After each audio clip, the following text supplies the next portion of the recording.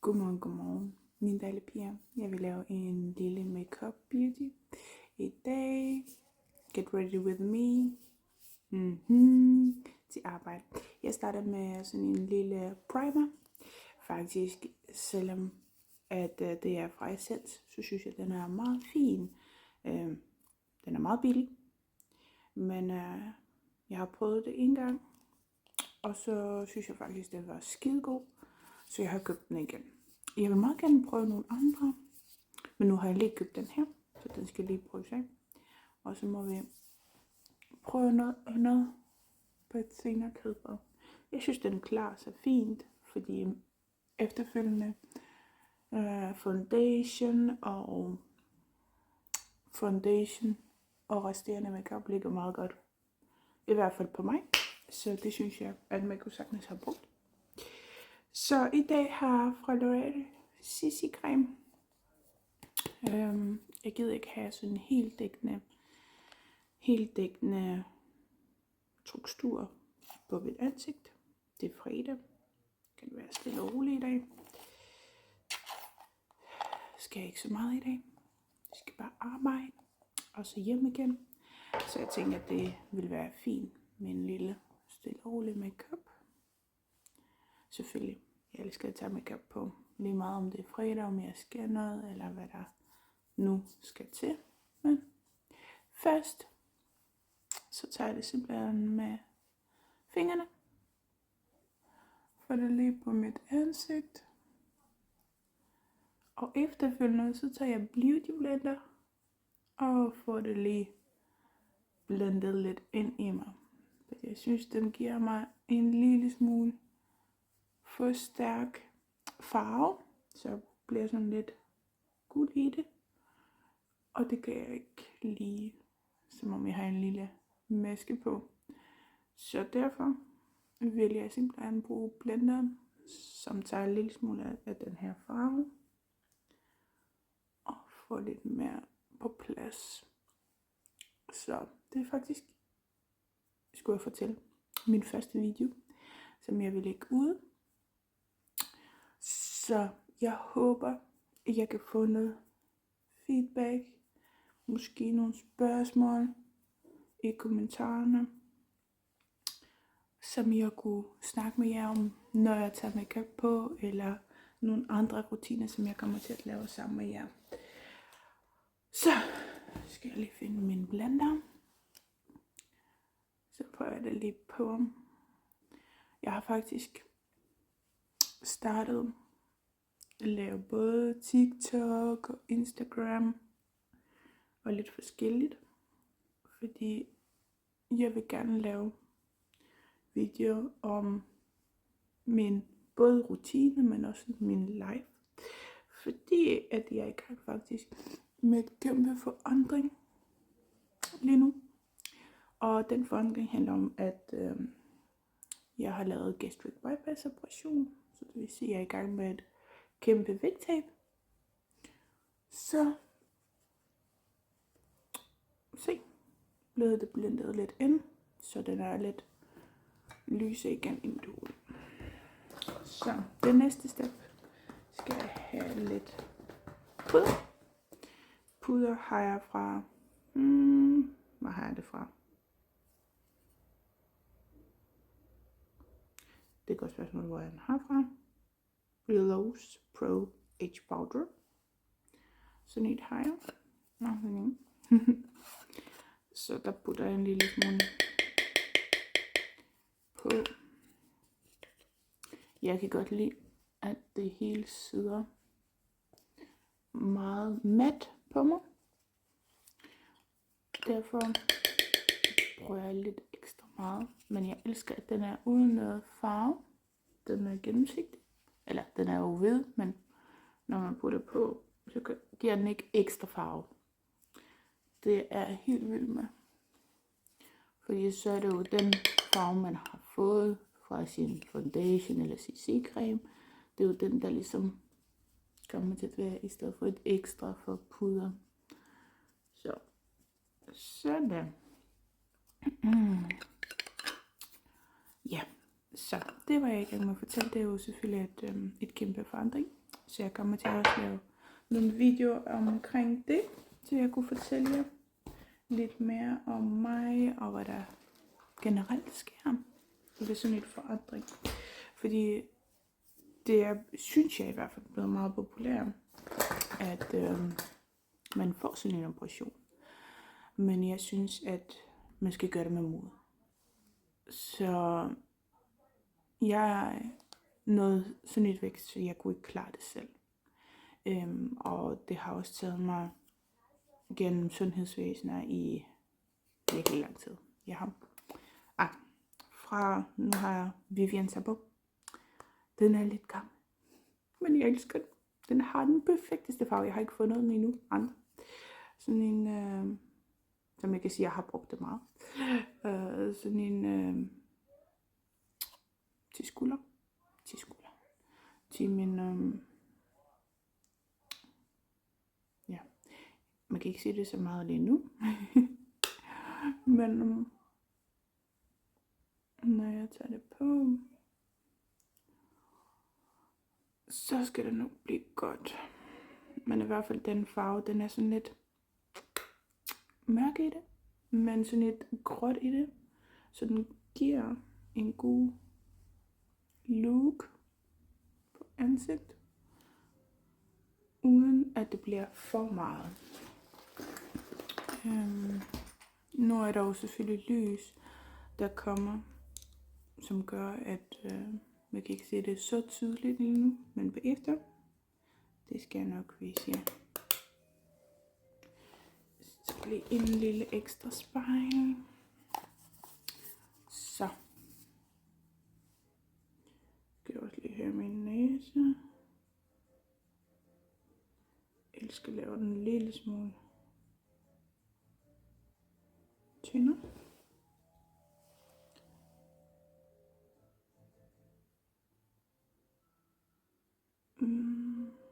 Jeg vil ønske, at jeg kunne lave noget med min næse, men jeg har så mange ting, jeg skal lave lige nu. Så næsen må komme på et andet tidspunkt. Sådan der blander det lidt ud i siderne. Sådan. Og så kan jeg lige faktisk fra Dior. Jeg har sådan en palet med highlighter. Så den kan jeg godt lide at tage lige på. Den farve kommer jeg til at bruge. Det er simpelthen den her skøn farve. Den er lidt lyserød. Lidt lyserød. Så putter jeg bare lige på her. Som om min næse, den simpelthen skinner. Sådan. Sådan der. Så. Men ja, i forhold til bare generelt, hvad jeg vil snakke om i de næste videoer også. I forhold til, hvad jeg vil snakke om i de næste videoer også, det er simpelthen, at, ja, som jeg har fortalt, Smashbox. Jeg kan godt lide en lille smule med glitter, så tager den her farve og putter lidt på, så det skinner lidt, men ikke for meget. Jeg skal stadig kun på arbejde. Sådan der. Ja, men i hvert fald det, jeg vil snakke om, det er, ja, hvordan mit liv forandrer sig. Måske vise selvfølgelig, hvad jeg indtager, hvad jeg spiser, hvad for nogle situationer jeg oplever med min krop. Så disse videoer, som kommer ud, de kommer til at være lidt blandet. Så man kan høre, der er mange ting, jeg vil snakke om. Og det er derfor, jeg starter med sådan en talk video. Fordi at jeg vil ramme meget bredt i forhold til, at det ikke kun vil handle om beauty, men også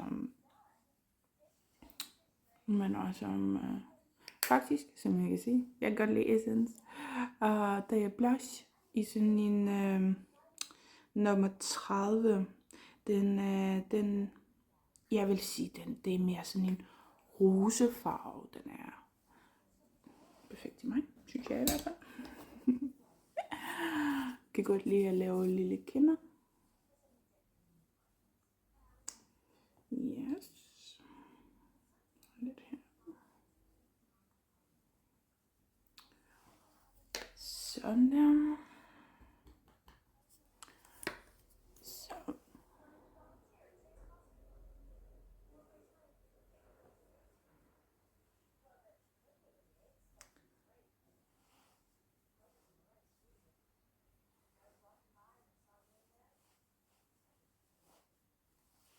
Ej, du lyder fint.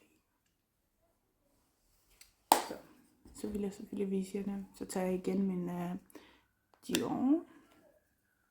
Putter lidt highlighter på. Sådan der. Jeg kan godt lide bare. Perfekt. Sådan helt basal makeup, som jeg vil putte på.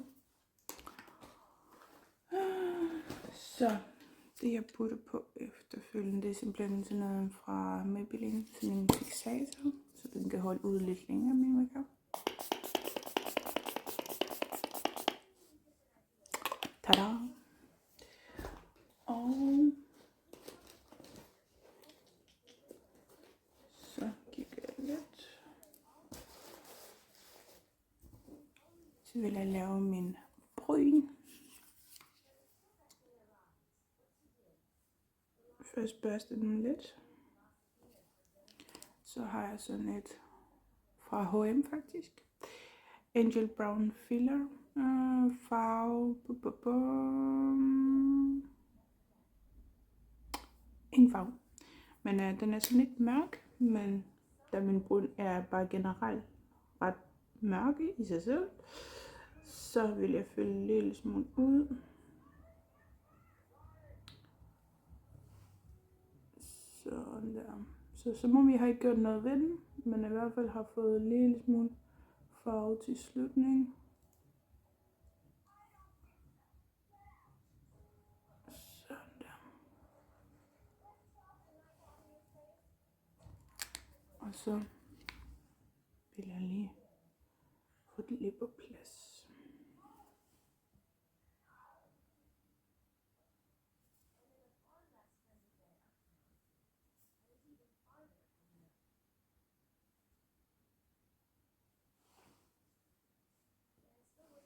Yes.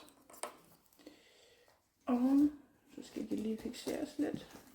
Der har jeg sådan en fra Bussi. En simpelthen fixator, så de sidder snorlige hele dagen faktisk. Og man kan stadig om aftenen mærke, at de sidder stadigvæk, hvor man har sat den fra morgenstunden. Så det elsker jeg simpelthen.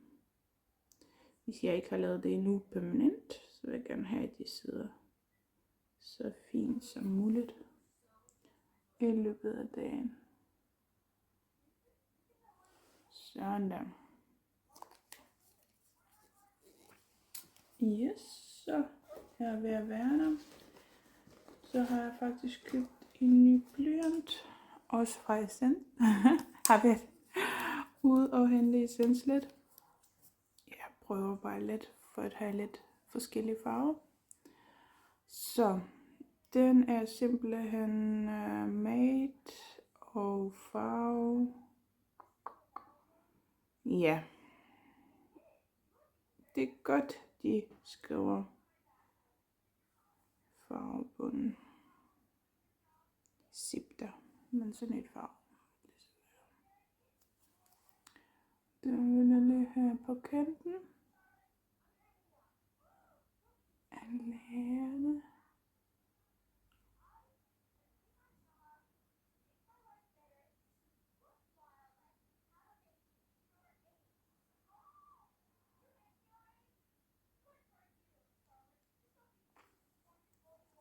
Her.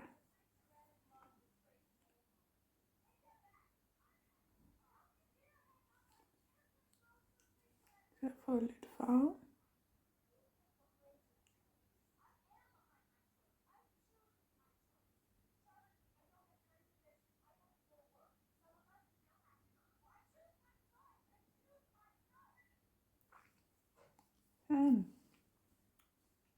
Så har jeg fået lidt farve.